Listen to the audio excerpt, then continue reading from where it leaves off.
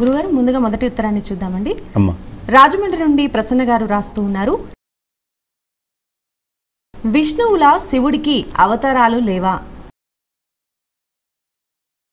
వాస్తవానికి విష్ణువుకి అవతారాలు ఉన్నట్టే పరమేశ్వరుడికి కూడా అవతారాలు ఉన్నాయి. మనకి శతరుద్రీయము అని ఉంది.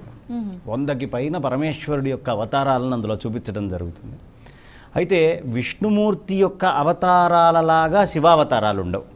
దానికి కారణం ఏమిటంటే విష్ణుమూర్తి శాపవశాత్తు అవతారం ధరించారు. తాను తల్లిదండ్రులకి పుట్టినట్టుగా మిగతా అంతా కూడా అక్కడ క్రమం ఉంటుంది. కానీ పరమేశ్వరుడిది అట్లా కాదు. స్వేచ్ఛా సంకల్పమాత్రము చేతనే ఆయన అవతారాలని ధరించగలిగినటువంటి వారు. కేవలం సంకల్పమాత్రం చేత. ఒక సందర్భంలో దక్షిణామూర్తిగా ఎంత అద్భుతముగా చుట్టుపక్కల ఉండేటటువంటి సనక సనందనాది శిష్యులందరూ అలా కూర్చొని ఉండగా వృద్ధా శిష్య గురోర్యువ చిత్రం వటతరోర్మూలే వృద్ధా శిష్య గురోర్యువ గురోస్తు మౌన వ్యాఖ్యానం శిష్యాస్తు చిన్న సంశయా. వృద్ధులైన శిష్యులు కూర్చున్నారు, యువకుల్లాగా ఆయన కూర్చున్నాడు పరమేశ్వరుడు. చిన్ముద్రని ఇలా వేశారు. శిష్యులు ఏం ప్రశ్న అడగట్లేదు, ఈయన ఏ విధమైన సమాధానం లేదు. వాళ్ళ మనస్సులో ఉండేటటువంటి అన్ని సంశయాలు పటాపంచలైపోతున్నాయి ఆ రూపం చూసినంత మాత్రానే. అది ఒక అవతారం. అలాగే మనకి అనేకము మొత్తము మనం గనక శివపురాణాన్ని గనక తీసుకుంటే శివపురాణమంతా కూడా రకరకాలైనటువంటి అవతారాలుగా వచ్చి త్రిపురాసురాదుల్ని సంహరించే దగ్గర నుంచి అన్నిటికీ. కాకపోతే వాటికి ప్రత్యేకంగా ఇది పేరు అని చెప్పరు.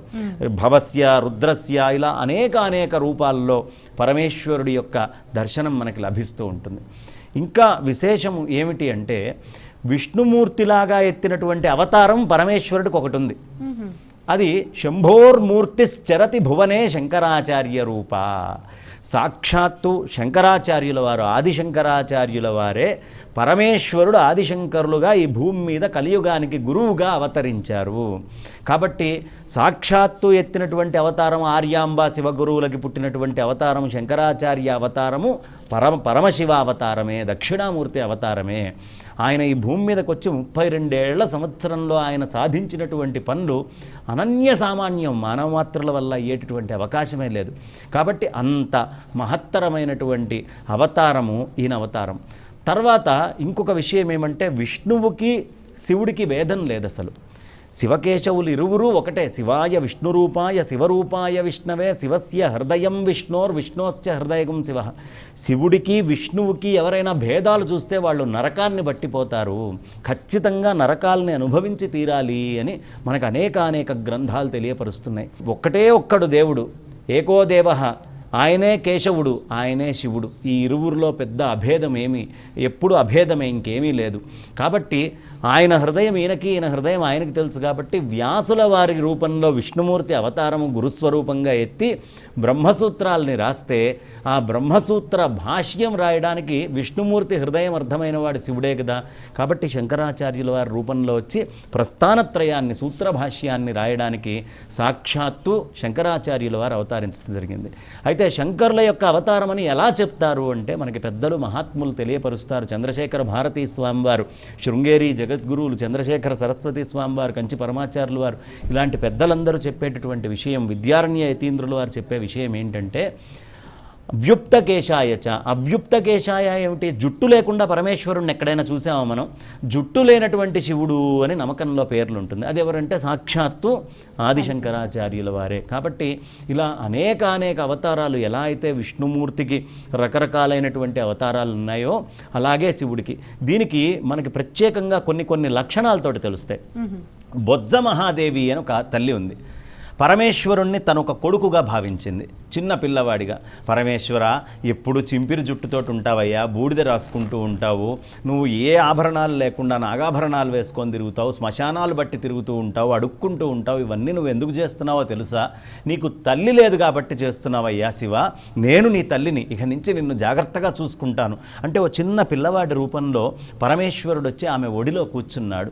కాబట్టి పరమేశ్వరుడు అలా అవతారాన్ని ఎత్తుతాడు. ఇంకొక దగ్గర మనకి రాక్ ఫోర్ట్ అని ట్రిచీకి దగ్గర ఉంటుంది, అద్భుతమైనటువంటి క్షేత్రము.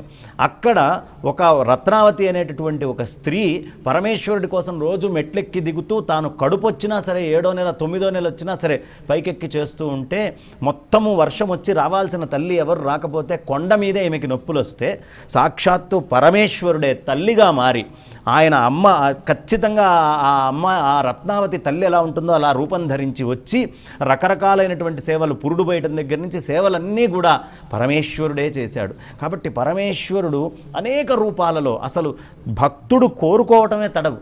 ఆయన ఏ విధంగా అంటే ఆ విధంగా అలా వచ్చి సేవలు చేస్తాడు. భోలాశంకరుడు ఆయన.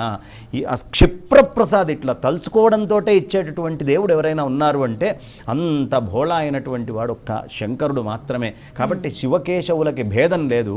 అక్కడ అవతారాలు ఎలాగో ఇక్కడ కూడా పరమేశ్వరుడు రకరకాలైనటువంటి అవతారాలని తీసుకొని రకరకాల రూపాల్లో ఎప్పుడు ఎక్కడ ఎవరికి ఎలా అవసరమైతే ఆ రూపంలో వచ్చి ఆ భక్తుల్ని బ్రోచేటటువంటి అవతారాలని తన కైలాసంలో ఉండే ధ్యాన స్థితి నుంచి దిగొచ్చి అందరినీ కాపాడుతూ ఉంటాడు. ఇది ఆయన